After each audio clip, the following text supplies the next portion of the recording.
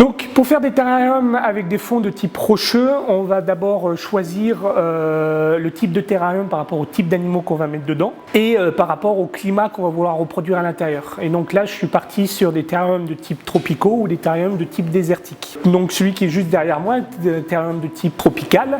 Donc on va être plutôt sur de la roche foncée dans les couleurs gris.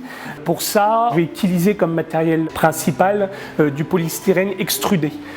C'est très facilement sculptable, c'est très facilement collable et on va pouvoir compléter pour rajouter des pots par exemple de plantes. Ici j'ai rajouté 4 pots de plantes et pour cacher ces pots en fait je pulvérise de la mousse expansée une fois que ce matériel est mis en place, je vais venir sculpter cette mousse avec des outils pour obtenir un type roche très naturel.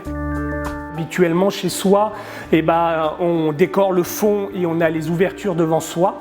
Mais ici, pour une présentation au public, j'ai dû repenser le terrarium autrement, puisqu'on présente la vitre de fond aux visiteurs et on doit pouvoir ouvrir le décor sans que ça se voie malgré tout. Donc il fallait cacher les vitres et le décor avec.